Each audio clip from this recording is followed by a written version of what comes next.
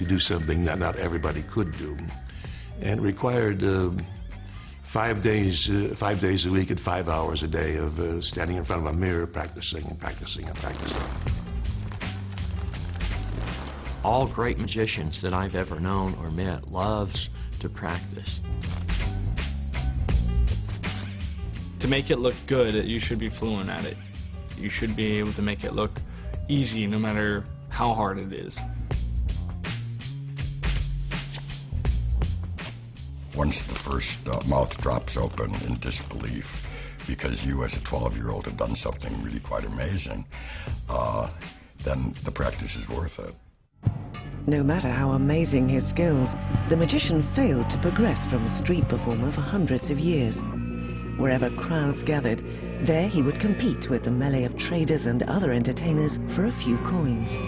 500 or 600 years ago, all magicians were sort of street performers, working outdoors at the fairs, working the street corners and buskers.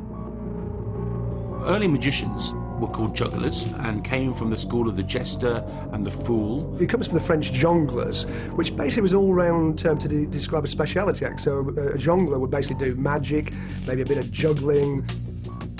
Perhaps he would sell people stuff to cure an ill, or he would read a fortune. Plate spinning, contortions. You know, he was basically a performer of all sorts of, he was a one-man theatre company. And mostly they would perform in places like fairs and fetes and stuff like that. But here's a guy who can suddenly make money appear from behind your ear, make gold coins appear from inside bread rolls and stuff like that. And it was amazing. This was a fantastic entertainment. He could do things that no one else could do. One thing all magicians had to do, but which drew universal suspicion from their punters, was the ability to distract the eye, otherwise known as misdirection. Well, if I'm sitting here and suddenly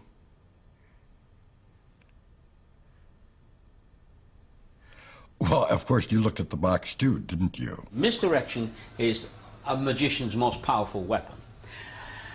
The man who's going to do the next part of the trick is this man. So what he would do is he would start to put it in and say, look, here it is in the bag. Please feel it is in the bag. Feel. Don't break, okay? Now, are you with this girl? No. And that was all he was necessary to do. You see?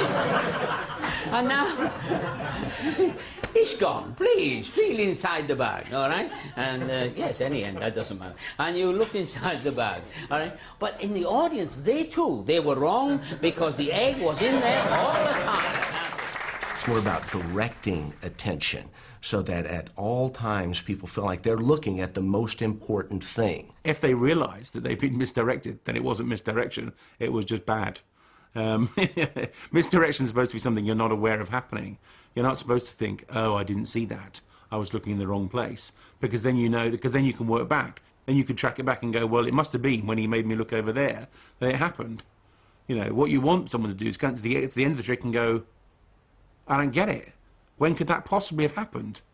I was watching him the whole time. But of course they weren't watching the whole time. Or they were watching in the wrong place. These, the secrets of trickery, led to magicians being regarded as disreputable. Street magic was associated with sharp practices. Magic tricks could be used to cheat in street gambling. We still see bystanders being shafted at three-card Monte on street corners today. And misdirection is also the tool of another group of street hustlers, the pickpockets. The link between the pickpocket and the magician, of course, goes back to the Market Square, and there is that wonderful painting by Hieronymus Bosch of the cup and ball performer engaging a member of a small crowd in his magic at the same time as somebody sneaks up behind the spectator to pick the pocket. Misdirection and the sleight of hand that is so common in magic certainly has a parallel over in pickpocketing. There are many, many examples where one can practically say that it's the same technique, both in the dexterity aspect, coordination, timing, and certainly in misdirection. Today, when I perform, I really tell in advance that I am a pickpocket. And I do that because I find that regardless of how well informed they are, I can still do it. Have you ever heard of the word misdirection, diversion of attention that they use in magic? What you're doing with me now? Magic, exactly, diversion. I just wonder whether there was a difference between men and women. Okay, okay. Then I thank you. That was all. That was easy, wasn't it? Yeah. Thanks a lot. Bye-bye. Thanks a lot. Thanks a lot. Thanks a lot. But sir, come back a second. Isn't the watch yours? Yeah, no, yes. You know, if I were you, put it in your pocket, because otherwise I may take it again. Now put it inside. No, come on, put it in your pocket. Put it in my pocket. Where is not the key? The key. I took the key from you. Yeah, put it back. Put it back. No, you didn't. Put that back in your pocket. And if I take, you remember before you said I can keep the card? Yeah. If I find it, right? Well, that's the whole idea. Thank you so much for the input. Okay. Yes. Thanks a lot. Bye-bye. Can I have his tie back, please? So now what about that? Thank you. In the 18th century, close-up magic was still generally performed in the open. But one magician was beginning to find more lucrative ways of exploiting his talents. If there was one magician, perhaps, who really achieved a turnaround, it would be a man called Isaac Fawkes, who actually made the egg bag famous. And he performed mainly in London, but he was actually famous worldwide, which is incredible for the time. Before then, you know, magicians had always performed in marketplaces, wherever they could kind of like, you know, scrape a groat together. But he actually hired out venues, he put up his own tent and did shows within the tent. So the kind of genius of it was that the kind of PR side, he got audiences to come to pay to see him, rather than taking his act to the audiences. And he's saying, come inside the tent and see this private show. It's just for you. But you have to pay to come into the tent. So you're making a commitment beyond the sort of walking casually by. But people do. People come into the tent and they stand and watch the show. People credit him as being the first guy to come up with these ideas. Even though Isaac Fawkes was incredibly famous, it sounds as though his repertoire wasn't that different. It wasn't as though he was particularly innovative.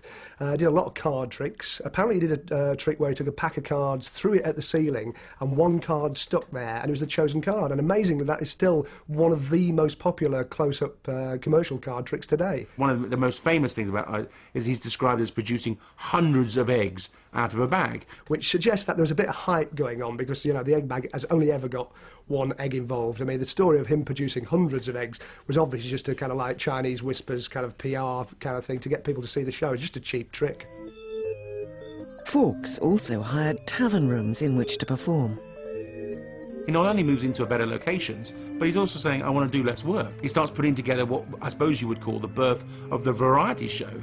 He says, let's get some other people. He's very keen on what he calls posture makers, basically contortionists. And that's great, so he gets to do his show, he's indoors, it's a lot more comfortable. But the problem with it is, you're in a tavern. People are drinking, people are having a wild time.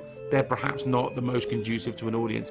I often think that if people had a few drinks, that's great for magic, but if you have too many drinks, then you slip over the edge into being a yob. And also, it's kind of seedy. It's not really what he's looking for. He wants to move up a peg, he wants to get the better class of clientele, and they're not going to come to the tavern to watch him. So eventually he's taking over theatres, halls, places like that, and putting on bigger and better shows. He grew very rich out of it. I mean, really rich. For his day, he was a megastar. Even those that have the eyes of hawks cannot catch out your servant, Isaac Fawkes.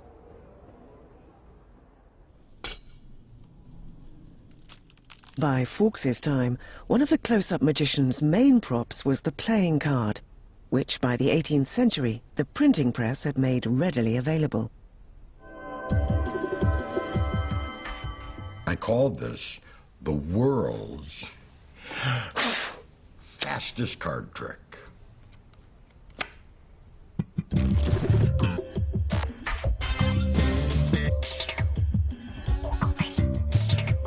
Playing cards, of course, weren't invented until about 1371 in Spain, and in those days were hand-painted.